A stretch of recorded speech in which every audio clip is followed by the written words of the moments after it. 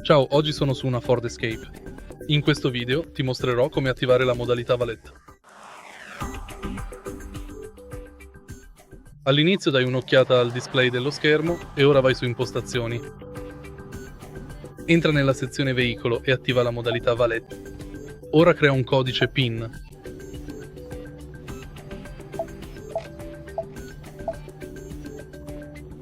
Conferma. E la modalità Valet è attivata.